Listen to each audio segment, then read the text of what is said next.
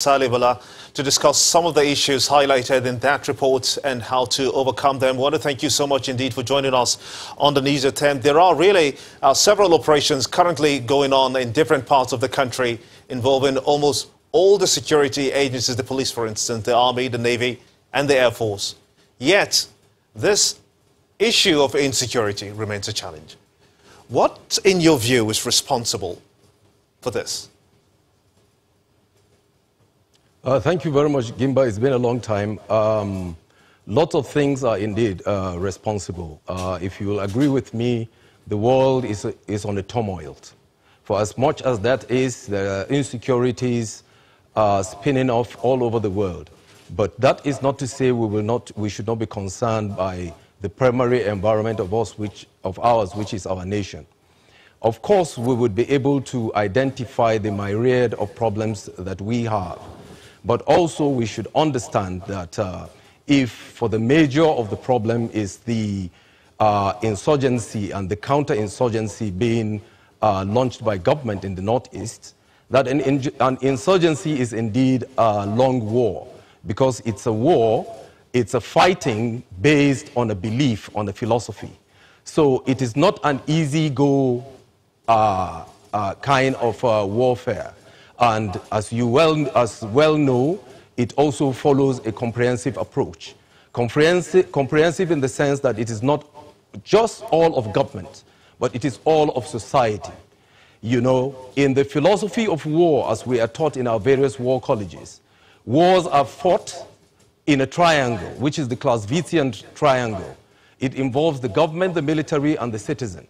And there has to be a build of a coalition amongst these three groups. It's not just government that fights the war or the military that fights the war. It also includes the society. So the building of this marriage between the three triangles in Nigeria, as far as my observation is as a security consultant, is where the problem that there is. So if you say that there's a problem right there, let me just pick it up from there. How much of successes do you think we've recorded when it comes to the synergy that we see between the army, the police, and other security outfits? Are they being successful in the prosecution of the war against insurgency or any other crime for that matter?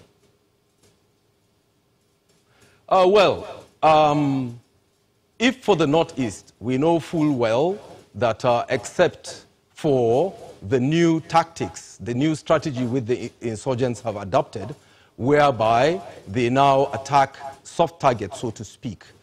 It wasn't like in the past, before 2015 into 16, where they had a SWAT of the Northeast that was under their control. But we know full well that the pressure has been put on them, and they themselves, they had to readopt to their strategies. Now you can travel to some limits. I am not sitting here to say all is well or is fully well, but we know full well that there has been some effort and there has been some successes that have been. We don't have local governments all occupied. Some of the cities that have been taken over by the insurgents have now been relieved, and we have some extent of sanity in those areas. But then, I will take you a little bit aside to the reality of war, especially a war, the kinds of insecurities that have come to a nation that is in a nascent democracy. For 20 years that we have, there is what we are taught, which is called the J-curve.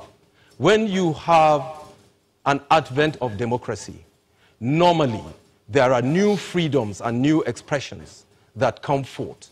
And if you take the J in the curve, there will be a deep slump. And gradually, over time, with the right governance and the right security sector governance, which we need to definitely work very much upon in building a strong strategy, in also capacitating the capability of our forces and reinforcing the appropriate procurement for our forces to be able to be at speed to counter this new insurgencies that we're having around the world that use equally high-grade military weapons. That's a good place to let it rest. I most sincerely thank you, retired Brigadier General Saleh Bala, for discussing this very important issue of security and insecurity that we face in our country, Nigeria. Many thanks indeed for talking to us. Thank you very much.